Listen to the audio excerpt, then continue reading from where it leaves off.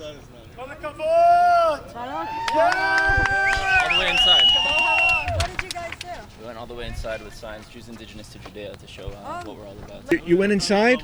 Yeah, we just went inside. Listen, we're not here to be violent, to be brutal, aggressive. We're just here to show our message, right? The message inside is they're using Palestinian suffering in order to target Jewish people's right to live in that land. We're here to share the narrative, to show who we really are, and number two, what does Zionism really mean? That the Jews have a right to live there in their homeland, and they don't know that. They think that they're talking about Palestinian suffering, which is true. There are Palestinian suffering. However, they're using and abusing Palestinian suffering in order to try and target Jewish identity and Jews being strong. That's why they're conflating Palestinian suffering with Zionism, because they want everyone to get the determination and understanding that Zionism equals something bad. We've seen that happen throughout history, trying to make Jews the source of evil, Jews the source of the problems, whether it's the Black Plague, the problems in the Inquisition, the problems in the Holocaust and the pogroms. They're trying to use the Jewish story to pin it against every other minority that are suffering, and we're here to stand up against it. So hopefully we made a difference by being in there, because I think they're for too long, they're too used to them going out without anyone doing anything. Their Jews are going to party on the side, they're going to have fun. However, the day where Jews are silent and quiet and on the side is over. Do you see this as a political or territorial dispute, or is there a theological aspect to it? There are many aspects to this problem. However, what this organization is doing, Students for Justice in Palestine, is purely using Palestinian suffering only when it has to do with Israel. That means they won't talk about Palestinians dying by thousands in Syria, by the hundreds of thousands in refugee camps in Lebanon, suffering without equal rights in Jordan or on the border of Gaza and Egypt. They will only talk about the Palestinian suffering in order to use their suffering to attack Israel. So they're actually also anti-Palestinian because it's functional to them for Palestinians to suffer, because they would not be able to use them against Israel.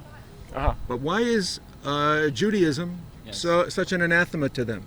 Well, Judaism is really the preservation tool of a civilization called Judea, right? We left our civilization, or we didn't leave, we were kicked out by the Romans, and in order to preserve our culture and to pass it down generation to generation, and to one day come back home, we created something called Judaism, right? And they don't want Jews into this land for a variety of reasons, so obviously they counter Judaism, because one of the fundamental parts of Judaism is returning home to Judea. We pray towards Jerusalem, we break the glass when we get married to resemble rebuilding the temple one day. All of our culture surrounds coming back home. As any native people have a home, and they should come back home if they're displaced. Coming back to your native Holy Land. Holy land or not, you can be secular, you can be religious. This is the native land to the Jewish people. Whether they believe in the Torah or not, there's actually history that proves that this people not only were born and are rooted to this land, but they maintain a constant presence for that land. And you know what? We won the wars that people attacked us. So we are here now, both historically and currently. The population in Judea, all of Israel, has never been lower than 20% Jewish. In all of history, all of the human beings there have never been lower than 20% Jews. Jews never went away. Never, ever, ever. The Arabs came in when the Jews were prosperous enough to offer jobs. But do you think that this is about just how the Palestinians and the Palestinian territories are treated? For some reason, the Palestinian territories have been used as a fulcrum for every Arab pressure point possible. I think that the rest of the Arab world is starting to get sick of it because it's so intractable. I love what you said about they use the Palestinian suffering as a club against Israel. They create the Palestinian suffering. It's functional for it to keep create going. it. 50% of all aid going to Palestine from across the world goes to build terror tunnels and their attack rockets. Are you kidding me? They bury their rockets inside the UN hospitals it's a business for and them. schools that we pay for. Thank are you. Just making the money off the backs of their people, and their people are suffering, right? This is something that a lot of people on the pro-Israel side don't tend to understand, that Palestinians are human beings, and they are also suffering from this situation. And Israel, with the power, the one that has the more power, has a responsibility to change what's happening on the ground, right? So we have to both be aware of what's happening to the Palestinians, but not allow someone else to use that suffering in order to attack our rights to exist. Because that is what's happening there. They don't actually care about Palestinians here.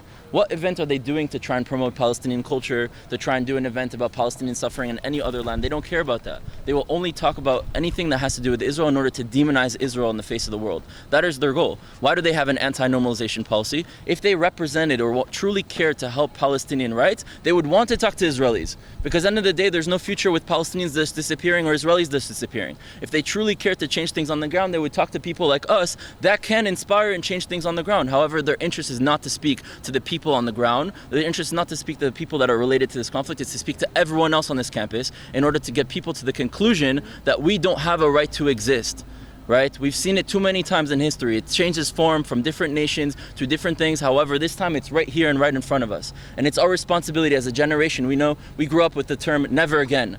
We have to understand that never again does not mean it's never going to happen again. It means we took the commitment to make sure that it never happens again. And it starts with things on the ground like this, not allowing it to escalate. They should not be allowed to speak freely. I want to say something. There's another part of this story that isn't being told. Certainly what my brother here is saying is 100% true. But here's another part of this story that is taking place in Los Angeles today. These people that have assembled and taken their time to come here, they came here without any leadership, no organization, no Jewish, no Zionist organization. These are people who are saying we're drawing a line in the sand here in Los Angeles. And no longer will we allow Jewish students to be bullied here on campus. We delivered a letter to the chancellor saying as much, that if he doesn't protect the Jewish students, we will. And if these Jewish organizations don't get more involved and teach their kids to come to campus with an understanding of the conflict, then they will get bullied. And they cannot make a case for Israel if they don't learn it in the synagogues here in Los Angeles, if they don't learn it from their parents here in Los Angeles.